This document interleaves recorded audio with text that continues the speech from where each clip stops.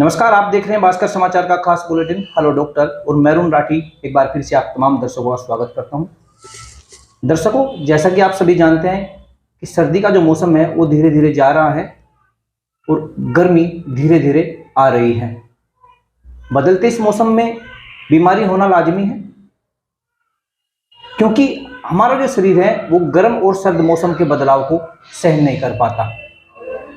इस बदलते मौसम में हर उम्र के व्यक्ति को बीमारी होती है, लेकिन इससे बच्चे अधिक प्रभावित होते हैं।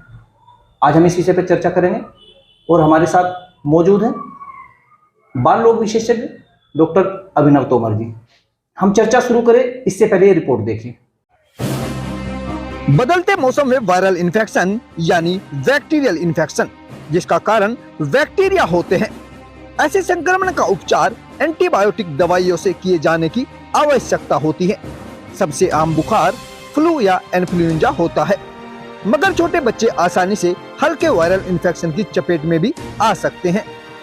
बहुत से अलग अलग तरह के बैक्टीरिया होते हैं जो आपके बच्चों को बीमार बना सकते हैं। ये बैक्टीरिया संक्रमित व्यक्ति के खांसने व छींकने से भी फैलता है। ये बैक्टीरिया संक्रमित व्यक्ति के संपर्क में आने से भी फैल सकते हैं, जैसे कि बैक्टीरिया संक्रमित व्यक्ति के हाथों से बच्चों को छूने से बीमारी बढ़ जाती है। बैक्टीरियल इन्फेक्शन 5 से 10 दिनों तक भी हो सकता है। ब्यूरो रिपोर्ट, भास्कर समाचार।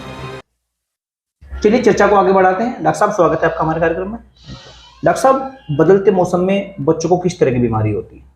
देखिए, बदलते मौसम में आमतौर पे क्योंकि अभिभावक भी थोड़ा रिलैक्स हो जाते हैं और वायरल पार्टिकल्स होते हैं, वायरसेस जो होते हैं वो इस मौसम में थोड़ा ज़्यादा एक्टिव हो जाते हैं और बच्चों को वायरल संक्रमण होने के चांसेस ज़्यादा रहते हैं। वायरल संक्रमण से मेरा मतलब है सर्दी, खांसी, जुकाम और बुखार की बीमारियाँ। जो बीमारी हमारे श्वास रोग हो गए और जो हमारे रेस्पिरेटरी ट्रैक्ट होता है उसको इन्फेक्ट होने के चांसेस ज़्यादा रहते हैं। डॉक्टर साहब, आपने वायरल की बात की, ये होता कैसे है और क्या होता है?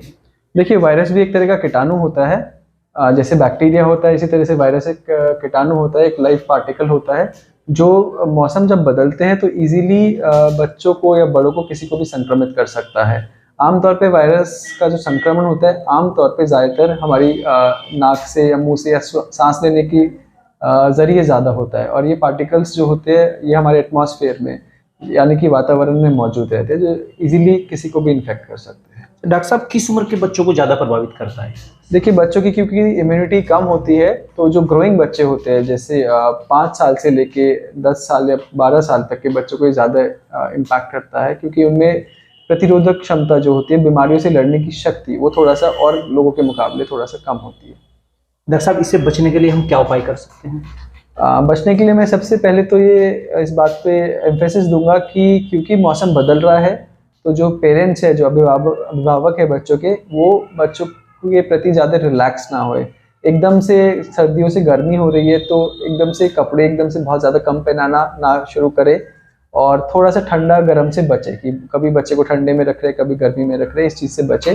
प्रॉपर हैंड वॉशिंग भी इसके साथ बहुत ही एक इम्पॉर्टेंट चीज़ है कि अपने बच्चों को प्रॉपर हैंड वॉशिंग कराए और साफ सफाई का ध्यान रखें। डॉक्टर साहब, अगर इन तमाम सावधानियों के बावजूद भी बच्चा बीमारी से ग्रसित हो जाता है तो उसके लिए आप क्या इंस्ट्रक्शन देना चाहिए, क्या परामर्श? देखिए, सबसे पहले तो सबको कॉमन वायरल जो इन्फेक्शन होता है, बीमारी, उसके लक्षण का पता होना चाहिए, जैसे कि सर्दी, खांसी, जुकाम और बुखार। ये कॉमन एक लक्षण होते हैं किसी भी इन्फेक्शन के, जो इन दिनों ज़्यादा चल रहा है।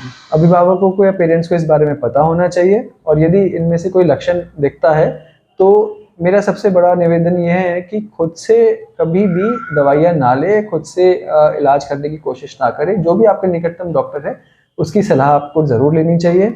आमतौर पे किसी भी वायरल इन्फेक्शन में 3 से 5 दिन का समय लगता है जाने में। 3 से 5 दिन, यानी अगर बच्चे को बीमारी होती है, बुखार, खांसी, जुकाम होता है तो 3 से 5 दिन तक उसको बुखार रह सकता है, तो ज़्यादा घबराए नहीं।